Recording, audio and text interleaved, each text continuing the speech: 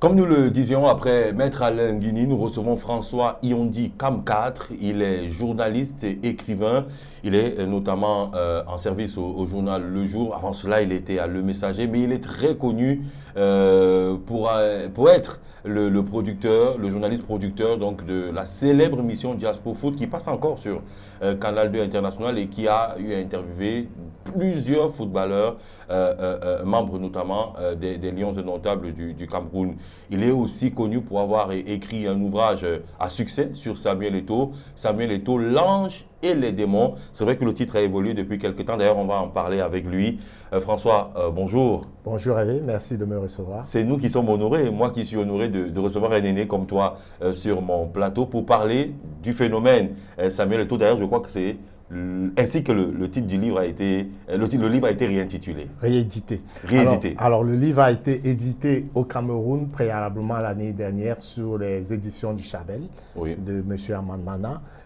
Il s'est plutôt très bien comporté sur le marché. Le titre initial, c'était L'ange et les démons.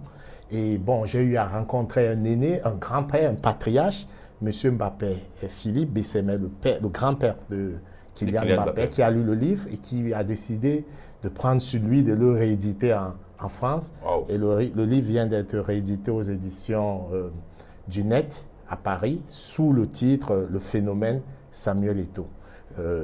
Les terrains vagues de Newbel à la présidence de l'Africafoot. À la présidence de l'Africafoot. Et j'ai lu quelques extraits de cet ouvrage justement qui s'achève après l'élection. Tu as vraiment cheminé avec Samuel Eto'o jusqu'à cette élection du 11 décembre 2021. Oui,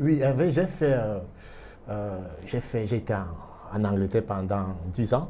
Et là, je me suis rendu compte que les journalistes écrivaient beaucoup. Ils écrivaient sur les légendes, sur les stars de leur pays. Et moi, quand je suis rentré au Cameroun, j'ai vu qu'il y avait ce vide-là. J'ai commencé par faire un film, un livre parallèlement sur Roger Mila qui n'est pas sorti jusqu'à présent, mais qui sortira. Et je me suis attaqué aussi il y a 4 ans sur la carrière de Samuel Eto'o, qui pour moi est le joueur, le footballeur africain qui a eu le plus d'impact et le plus de succès de l'histoire. Ça, ce n'est pas contestable. Alors, je me suis attaché à raconter ce phénomène, à aller aux sources de la gloire. J'ai retrouvé tous ceux qui l'ont accompagné dans ces moments d'éclosion. Je suis allé aussi, j'ai rencontré quelques personnes à Madrid et j'ai eu quelques contacts aussi à Barcelone. J'ai rencontré sa famille, la famille de Samuel, mais j'ai tenu, et je le précise chaque fois que je parle du livre, j'ai tenu à garder une distance critique par rapport à l'homme lui-même parce que je n'ai pas voulu qu'il me dise ce que j'avais écrit. Pourquoi on s'emballe vite? Pourquoi avoir tenu à garder ces distances-là? Parce qu'on s'emballe vite avec... Oui, Samuel, c'est un personnage fascinant et envoûtant en même temps. Et moi qui ai travaillé dessus, qui ai enquêté dessus, j'ai pu me rendre compte à quel point il a impacté dans la vie des gens. Et j'ai eu peur, et ça je l'avoue aujourd'hui, en me rapprochant trop de lui pour écrire cet ouvrage, j'ai eu peur qu'à un moment, le puissant Samuel me dise un peu... sur toi. Voilà. Et donc j'ai préféré écrire le livre en toute liberté, quitte à maintenant le partager avec donc ce n'est pas une biographie officielle, mais c'est une biographie de Samuel Eto'o et qui a donc été rééditée en France. Elle va nous intéresser dans le cadre de cette émission qu'on consacre un peu à la crise de la Fédération camerounaise de football. Tu parlais de envoûtant, de passionnant tout à l'heure. Est-ce que ce sont des adjectifs qu'il faut coller à cette année et demie de mandature et de magistère d'Eto'o à la Fédération camerounaise de football? Plus de passion, plus d'envoûtement autour de cette première année et demie d'Eto'o comme président de la FECAFOOT. Oui, avec plus de passion que de raison. Bon, on va pas beaucoup de passion en tout cas. Beaucoup de passion, beaucoup d'émotions et beaucoup de prétention au miracle. Beaucoup de prétention comment je vais dire ça, une démarche prométhéenne. Donc il y a très peu, il n'y a pas beaucoup de rationalité. Alors que Samuel, à lui seul, constitue un atout exceptionnel pour le renouveau du football camerounais. Il a un programme magnifique qu'il a exposé, qu'il a pris le temps de partager avec les cas. Je crois même que, sans exagérer, c'est le président de la FECAFOOT le mieux élu depuis l'histoire du football camerounais. Parce que pour une fois, on a vu quelqu'un présenter un programme cohérent qui a séduit tout le monde du football. Et on a vu quelqu'un aller vers les électeurs. D'abord aller vers le peuple pour expliquer et aller maintenant vers ceux... Oui, et il a fait de manière solitaire. Je le décris dans mon livre. Beaucoup ne savent pas que Samuel était en réalité son propre directeur de campagne. C'est lui qui est allé vers les électeurs. C'est lui qui est allé convaincre. Il a pris sa voiture et souvent sans chauffeur. Il conduisait lui-même de nuit pour aller rencontrer, présenter son programme, l'expliquer et convaincre ceux qui avaient à élire. Donc, c'est quelqu'un qui a, pour ainsi dire, mouillé le maillot et qui a tout donné pour être à la présidence de l'Africafoot. Simplement, et je le dis à la sortie de mon livre, quel est l'étau qu'on va voir? Est-ce l'homme qui se pose en personnage providentiel ou alors le chef d'orchestre qui anime des équipes, qui utilise sa vision et qui utilise son image pour amener à la fois du public et des sponsors autour de la Fédération camerounaise de football. Je crois que sur ce point, malgré toute sa volonté, il y a eu beaucoup de ratés. On va en parler surtout de cette démarche prométhéenne, comme tu l'as qualifié tout à l'heure. Du coup, c'est quoi le problème, donc, François? Il a fait tout ce qu'il a fait. Il est peut-être le président le mieux élu à en croire ce que tu dis de la Fédération camerounaise de football. Mais pourquoi ces affaires aujourd'hui qui s'accumulent les unes après les autres? C'est la méthode. La méthode n'est pas la bonne, à mon avis. On a quelqu'un qui a je vous ai entendu précédemment avec Maître Alain Guigny, le brillant avocat, évoquer cette question, qui a fait beaucoup pour être élu, qui a fait preuve d'humilité, qui a fait preuve de rassemblement. C'est ce qu'il aurait dû faire après avoir été élu. Constituer des équipes, être moins présent, être un animateur d'équipe, déléguer beaucoup plus, surtout constituer des équipes compétentes. Avoir autour de lui des gens qui sont capables de lui dire « tu es en train de faire fausse route ». Ce n'est pas comme ça qu'on devrait faire. Et que lui-même, le footballeur, le héros des stades, s'efface ou bien meurt pour faire vivre le manager. Voilà, c'est là où ça n'a pas marché. Il s'est cru sur des stades où il pouvait faire des miracles à tous les coups. Je crois que, grosso modo, c'est ça. Si Samuel change de paradigme, s'il change de vision et s'il consent à se détacher de la gestion quotidienne de la FECAFOOT pour utiliser sa personnalité emblématique en tant que objet de promotion marketing pour la FECAFOOT, je crois que ce serait déjà quelque chose de magnifique. Beaucoup de ce que l'on voit aujourd'hui vient du fait qu'il s'est entouré d'équipes incompétentes, de personnes serviles qui pouvaient simplement, qui n'étaient là que pour lui dire, pour lui tresser des courants de louange, alors qu'il aurait fallu mettre en place des équipes compétentes et efficaces, capables d'implémenter sa vision sur le terrain. Avant de parler du cas du TAS, tu vas nous dire un peu ce que tu en penses. C'est vrai que Maître Alain Guigny s'est beaucoup plus appesanti sur le sujet. J'ai sélectionné d'autres, on va dire, zones d'ombre de la mandature de Samuel Eto'o jusqu'à présent. Avant de parler des zones d'ombre, j'espère que tu me permettras plus tard ou alors maintenant de parler de ce qui a été bien fait. Parce qu'il y a des choses, on en parle maintenant ou après? On en parle maintenant. C'est mieux qu'on en finisse là. Voilà. Parce qu'on a l'impression que Samuel... Non. Exactement, on peut tout en noir. Non. Samuel Eto'o il a redonné au football local un engouement qu'on n'avait plus vu depuis plusieurs années. Depuis qu'il est là, et c'est factuel, on peut voir que les gens repartent au stade. Personne ne peut lui enlever ce crédit. Il y a aussi le fait qu'il a une volonté claire de réorganiser le football, de structurer le football local. Parce que tout part du Cameroun, Au niveau des clubs, il y avait des velléités de structuration, mais on voyait bien que c'était difficile. Aujourd'hui, c'est son cheval de bataille, faire en sorte qu'il y ait un football local fort. Et il le fait, il a compris que pour y arriver, même si les structures sont lourdes, il faut tout faire pour que le joueur, en tant que footballeur, bénéficie de l'argent du football. Parce qu'on a des joueurs, des footballeurs qui ne voient jamais la couleur de l'argent du foot local. Et c'est quelque chose de quasiment dramatique. D'où les mesures que vous voyez Samuel Eto'o prendre au quotidien Et d'où cette guéguerre entretenue avec certains présidents, même si là-dessus, j'aurais des choses à dire parce qu'il ne faut pas mettre tout le monde non plus dans le même pas. Donc, Samuel, il faut le dire, a voulu remettre le footballeur au centre du football sur le plan local. Ça, personne, c'est indéniable. Aussi, quand on parle de redonner, remettre le footballeur au centre, même au niveau des dirigeants, des entraîneurs. Vous voyez bien qu'il a... vu que c'est un renouvellement. Oui, il y a un renouvellement tous azimuts. Et j'entends des critiques. On peut comprendre ces critiques, mais tout ce que Samuel, je les connais, j'ai suivi certains en tant que joueur. Il n'a pris que des gens du football au niveau des sélections nationales. Que vous preniez Serge Mimpo, Guy Féchine, c'est des gens que nous avons suivis en tant que... et qui ont fait leur classe d'entraîneurs. Voilà. Donc, et il faut aussi dire on était fatigué de voir les mêmes revenir. Alors qu'on a des jeunes qui ont aussi été footballeurs et qui peuvent prendre la relève. Ça, c'est au crédit de Samuel Metou. Même s'ils se cassent les dents pour un début, ces gens vont apprendre et puis ils vont prendre la relève, ils vont insuffler quelque chose de nouveau au football local. Voilà pour ce qui a été bien fait. Dossier peut-être mal géré, le coq sportif. Le coq sportif, pour moi, c'est carrément la bourde du siècle. Je suis sûr que Maître Nguini, qui m'a précédé ici, en tant que conseiller, moi je le suis régulièrement.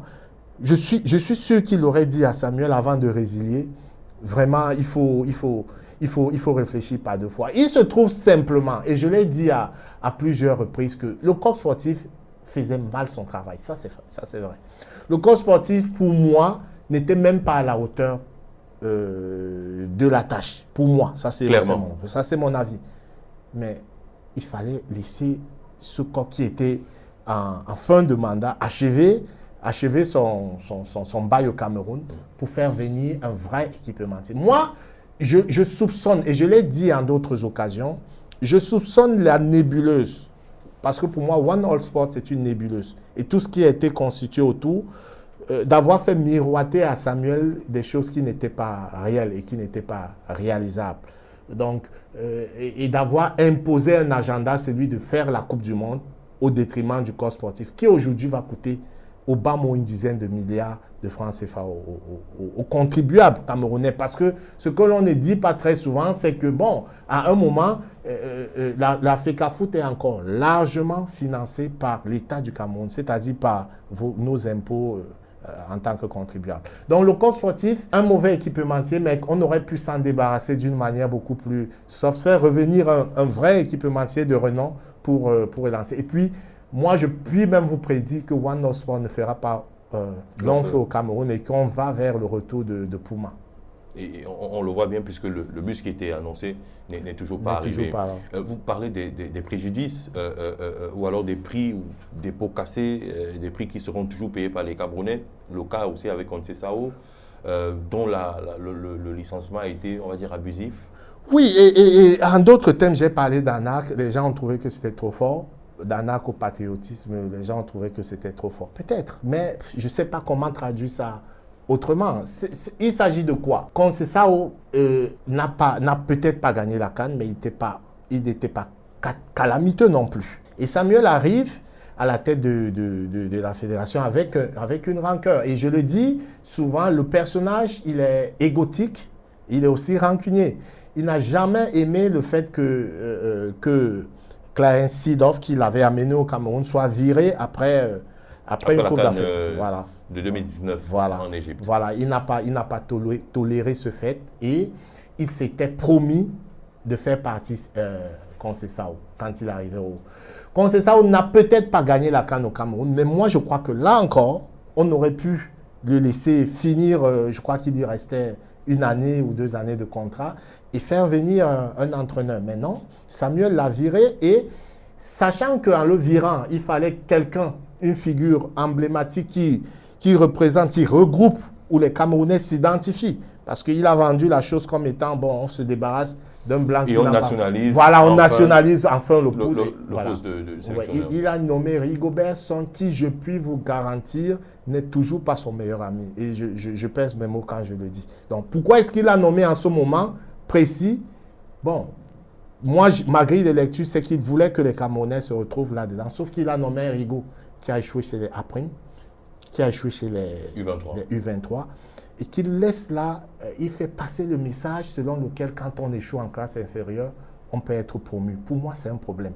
C'est un problème de management. Du coup, c'est qui ce Samuel Eto'o? Parce que quand je vous écoute, et c'est bien pour cela que je vais définitivement te tutoyer et éviter le vouvoiement, c'est bien pour cela que j'ai voulu que tu fasses cette émission avec nous, pour connaître le personnage et comprendre le personnage Samuel Eto'o, parce que finalement, c'est de ça qu'il s'agit.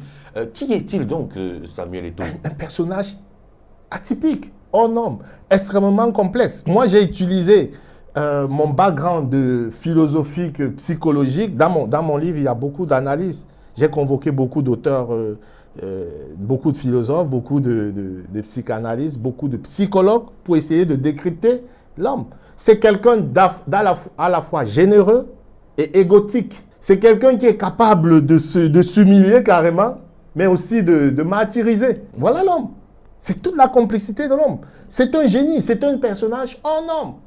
Est-ce que le Cameroun, est-ce que nous sommes prêts à avoir un génie, un homme de cet acabit à la tête de la fédération? C'est peut-être ça qu'il faut se poser comme question. Parce qu'avec Samuel, c'est soit vous le laissez faire jusqu'au bout, dans sa logique, et nous voyons un peu jusqu'où il peut aller quand on le laisse dans ses... Très, très loin. Hein? Voilà, très loin, très loin. Ou alors, bon, on se décide d'encadrer, de dire non, tu ne peux pas aller jusque-là avec tout ce que cela comporte. Parce que c'est un personnage ambivalent, complexe et difficile à cerner. Voilà. Est-ce qu'il peut faire un bon président? Il peut faire un bon président si, Maître le disait tout à l'heure, s'il se résout enfin à l'humilité. Et moi, j'ajouterais s'il quitte sa posture de joueur pour rentrer dans les habits de manager. Le management, c'est autre chose. Ce n'est pas des miracles permanents. C'est une science, c'est une méthode, c'est une façon de faire. Et si tu ne consens pas à faire ça comme ça, si tu es tout le temps dans une démarche, il suffit que je sois là, moi, Samuel, pour que les choses marchent, évidemment, tu te casses la gueule. Moi, quand je parlais d'Eto'o au début, et quand je présentais mon livre, j'étais très conciliant, j'étais très compréhensif. Je suis monté dans le temps justement parce que je me dis que Samuel, à un moment, a besoin que ceux qui croient en lui, ceux qui veulent qu'il réussisse, lui disent les choses de manière frontale et même brutale. Mais que ces gens se distancient toujours de ceux qui le font juste pour des raisons, soit politiques, soit parce qu'ils veulent sa place. Justement, parce qu'il y a deux, Maître le disait tout à l'heure, il y a deux catégories qu'il faut bien... tout à fait. Donc il faut bien faire la différence. Tout à fait. Les haineux, je mets les griffes, les haineux, c'est-à-dire les gens qui ont un problème avec eux-mêmes, et donc du coup, tout ce qui brille, il faut détruire, et des personnes qui estiment qu'on aime Samuel, on veut qu'il réussisse, mais on doit lui dire des choses parce qu'il est... Tu me donnes là l'occasion, et je t'en remercie de faire cette précision, parce que mes dernières sorties en télévision ont donné lieu justement à des récupérations et à de la controverse. J'ai été certes très critique envers Samuel, mais je reste persuadé qu'il a une chance unique pour le football camerounais. Et je reste persuadé que s'il échoue, ce ne sera bon ni pour lui, ni pour le Cameroun. C'est ce que nous, on a comme ça. Avoir une légende nationale qui échoue n'est pas bon pour un pays. Donc, à un moment, si on essaye peut-être d'être dur, c'est parce qu'on se rend compte que certaines personnes qui n'ont pas la capacité d'analyser et qui se contentent de répéter à longueur de journée des paroles louangeuses alors qu'il y a des vices, alors qu'on voit bien que c'est en train d'aller à volo. Ces personnes sont en train d'abrigader le président, comme pour dire. Alors nous qui sommes de l'extérieur et qui voulons que... On veut briser l'enclos. Voilà, c'est ça. La prison. C'est ça. Pour lui dire, président, sortez. Voilà, sortez de là. C'est ça. Peut-être nos méthodes ne sont pas toujours bonnes, mais nous sommes obligés de faire comme ça. Parce que nous voulons qu'il réussisse. Moi, je veux que Samuel réussisse. On va bientôt atterrir, François. Je voudrais que tu nous parles avec des exemples précis, de par ton expérience de journaliste, de quelqu'un qui a accompagné Samuel Eto'o, sa carrière, de ce qui fait ce que tu appelles l'homme habitué au miracle. Oui. Qu'est-ce qui le conforte dans cette position-là? Est-ce que tu as des exemples précis? Oui. Moi j'aime bien cette question parce que pour comprendre le Samuel d'aujourd'hui et sa façon de fonctionner, il faut voir quel est le parcours de l'homme. Samuel, sa vie, c'est un miracle en réalité. Sa vie, c'est un miracle parce que tout ce qu'il a fait durant sa carrière est quasiment miraculeux. Il vient d'où, Samuel? D'abord, il est contraint de prendre sur lui la responsabilité de sa famille alors qu'il n'a pas, il a à peine 10-11 ans. Quand son père perd son boulot et sa mère se retrouve à faire frire des beignets pour survivre, Samuel joue au foot. Très tôt, quand il gagne 5 000 francs, soit première prime de victoire à Ratana Football Club à Yaoundé, lors des championnats intervacances. Il ramène 3 000 francs à sa mère. Il donne 1 000 francs à son fan club, ceux qui le supportaient. Donc c'est comme ça depuis? Depuis très longtemps, il a toujours été comme ça. Dans le partage, dans le... Je sais pas, il est précoce en tout. Il est précoce en tout. Et puis à l'âge de 14-15 ans déjà, quand il joue à Avenir de Douala, le président, en guise de salaire, lui donne, je crois, 300 000 francs. Mais cet argent ne va pas dans les poches de Samuel. Ce sont ses parents. Le président lui donne chaque mois des sacs de riz, lui donne chaque mois de la viande, de la nuit. C'est son petit frère David qui est chargé d'aller récupérer pour que toute la famille puisse manger. C'est quelqu'un qui a été dans le partage très tôt, de manière précoce, et qui a très tôt eu à exercer des responsabilités très grandes. Donc ce miracle, ça c'est le premier niveau. Et le deuxième, et puis entre parenthèses, Eto'o est l'un des rares footballeurs qui a pris sur lui, alors que c'était difficile lors de sa première tentative en Europe, qui a pris sur lui de rentrer, de se payer un billet d'avion et de rentrer au Cameroun, recommencer. Cela signifie qu'il avait, c'est une confiance tout en à lui fait qui est exceptionnelle. Inébranlable. Et quand il rentre, et ce que beaucoup ne savent pas, Eto'o part du Cameroun étant déjà connu de tous. Il n'avait pas 16 ans. Tout le monde à New Bell savait qu'il était Petit Mila, c'est comme ça qu'on l'appelait. Tout le monde savait. Et tout le monde savait que c'était un phénomène. Donc il ne part pas éclore à machin. Non, tout le monde. Ce qui fait que cette confiance qu'il habite, quand il voit que le Havre ne croit pas en lui en France, il dit, bon, ok, il n'y a pas de souci. Moi, je vais rentrer. Il rentre au Cameroun et quand il rentre, c'est pas pour... Non, il va au stade. Il va au stade comme ça, regarder un match de football. Et c'est là que Michel Karam le voit. Lors d'un match de football qu'il est allé regarder, il dit, mais qu'est-ce que... Michel Karam, le connaissant lui-même, comme étant un phénomène, mais qu'est-ce que... Tu es là, on m'a dit que tu n'es plus au Cameroun. Et Samuel lui dit, moi, je suis rentré. Eto'o dit, mais Karam dit, non, moi, Karam étant responsable à la KSA, qu'est-ce qu'il faut pour que tu viennes à la KSA? Eto'o lui répond, trouver du travail à mon père. C'est tout ce que je vous demande. Je vais jouer. Et c'est de la KSA que tout part. Et puis, finalement, maintenant, pour parler du Real, quand le Real vient le chercher, parce que je ne sais pas combien de footballeurs le Real Madrid, dans son histoire, est venu chercher en Afrique. On parle bien du Real Madrid. Hein. Il arrive au Real, il a quoi, 17 ans? Il s'entraîne avec la réserve. Pour un joueur venant d'Afrique, s'entraîner avec la réserve du Real, c'est déjà un exploit. Être dans la Maison Blanche, c'est déjà un exploit. Mais 2-3 séances d'entraînement après, Eto'o va voir son entraîneur qui était John Toshak à l'époque. Il lui dit, non, moi je ne sais pas mon niveau, je veux jouer. Si tu ne me fais pas jouer en match, prouve-moi que... Non, il s'entraîne avec la réserve. On voit qu'il est bon à la réserve. On le fait donc s'entraîner avec l'équipe première. Et même à l'équipe première, il dit que non, moi je veux jouer à la place de Anelka et qu'on soit des gars qui sont en train de jouer là. J'ai ma place là, c'est mon niveau. Je ne vois pas pourquoi tu me... L'entraîneur, jusqu'aujourd'hui, n'en revient pas. Il s'est dit, mais comment un petit... C'est le Real de Morientes, voilà, Soccer. Voilà. Et un petit gars qui vient de New Bell veut jouer vers titulaire. Bon, on lui donne des bribes de match et il joue. Et chaque fois qu'il joue, il est bon. Le Real le prête donc pour qu'il puisse s'aguerrir et pour qu'il revienne plus fort. Sauf que quand les prêts sont des succès phénoménaux, notamment à Majorque, et à la fin, dernière année à Majorque, il explose totalement en Espagne et le Real veut le faire revenir. Et une fois de plus, Samuel dit, il dit non. Je ne reviens pas.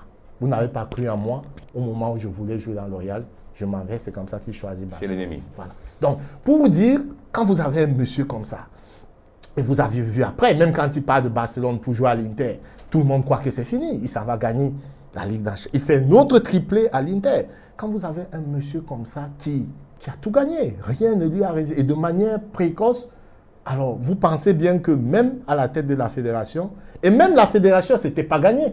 Exactement. C'était pas gagné. Il a été un excellent manœuvrier sur tous les plans. Et quand vous avez accumulé autant de... Vous croyez invulnérable. Et c'est peut-être ça son problème aujourd'hui. C'est peut-être ça son problème aujourd'hui. Voilà. Mais vous avez dit qu'il y a beaucoup de choses qui peuvent changer. Donc, comment est-ce que vous lisez l'actualité? Est-ce que cette actualité-là qui est vraiment forte, avec des possibilités, en guillemets, on ne le souhaite pas, mais qu'il tombe, parce que c'est le TAS, c'est à la CAF aussi qui mène une enquête sur des affaires présumées à achat de match avec des écoutes téléphoniques. Est-ce que là, il est vraiment dans une position beaucoup plus sévère qu'il ne pouvait l'imaginer et que ça peut le changer? Moi, je vais vous dire deux choses. En dépit de tout ce que vous observez là, Samuel Eto'o a un soutien incroyable du peuple camerounais, d'une bonne partie du peuple camerounais. Vous pouvez le vérifier, vous pouvez... Moi qui vous parle, et j'ai beaucoup d'amis qui ont dit qu'ils me salueraient plus à partir du moment où j'ai commencé à être critique vis-à-vis. Et je le dis de manière... Même au sein de ma propre famille. Donc, c'est vous dire ce qu'il représente comme capital... Pour le pays. Ouais, pour le pays. Donc, moi, c'est un atout déjà d'avoir Samuel. Ce qu'il faut faire, si les Camerounais se mettent ensemble derrière cet homme qui est pour moi, qui est pour moi la personne indiquée actuellement. Après tout ce que nous avons connu à la Fédération camerounaise de football, si les Camerounais se mettent derrière lui, s'il réussit à rassembler tous ces gens autour, ni le TAS, ni la CAF, ni la FIFA ne peuvent rien. Donc pour moi, il faut sortir des prétoires, il faut sortir des débats juridiques. On n'en finira jamais. Il y a toujours, et les juristes sont très forts en la matière, ils peuvent faire durer le suspense jusqu'en 2040. Ils ont tous les arguments pour le faire. Samuel doit faire ce qu'il a fait avant qu'il ne soit président. Rassembler. Même si c'est tactique, même si c'est stratégique, ça le regarde, mais il sait le faire, puisqu'il a déjà fait. Rassembler autour de lui, faire taire toutes ces velléités. Évidemment, on ne pourra jamais rassembler tout le monde. Il y aura toujours des personnes qui ont des rancœurs personnels ou bien qui veulent. Voilà, ceux-là, on fera sans eux. La majorité étant rassemblée, on va pouvoir renaître et puis repartir d'un bon pied. C'est donc encore possible. Ouais, merci beaucoup, François, d'avoir accepté d'être mon invité. On peut faire des heures et des heures avec toi pour parler du livre, mais en quelques mots, le livre, il est toujours disponible? Il est disponible, il s'est très bien vendu. Bon, je suis pas l'éditeur parce que ne me demandez pas si j'ai pu avoir... Je n'ai pas édité le livre, je ne suis qu'auteur, mais il s'est très bien vendu. Et voilà, je crois qu'il y a une réédition qui est en cours. Et Samuel l'a reçu? Je l'ai envoyé à Samuel. Bon, la précision que je dois faire, c'est que ce n'est pas un livre simplement sur le football. Samuel, je parle du personnage sous tous ses aspects. C'est pour cela. Voilà, et les affaires même qui ont entouré sont... Bon, il se pourrait qu'il y ait certains aspects dans le livre qu'il n'a pas particulièrement aimé et validé. Mais il fallait parler de lui. Oui, il fallait parler de lui. Et il n'a rien fait non plus pour interdire, pour me gêner non, pas du tout, pas du tout. Et voilà, je lui en sais gré. J'espère qu'un jour, peut-être dans un futur proche ou lointain, on aura l'occasion. Mais je ne veux non plus paraître comme celui qui a écrit sur Samuel parce qu'il voulait se rapprocher de lui. Ça ne m'intéresse pas.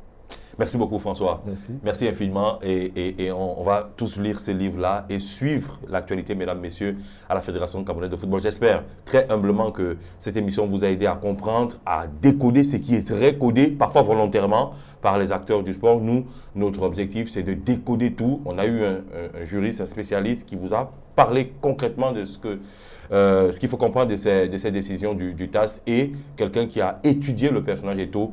On retient tout simplement que c'est possible. C'est difficile, mais c'est encore possible. À très vite pour une prochaine livraison des grandes rencontres de Hervé.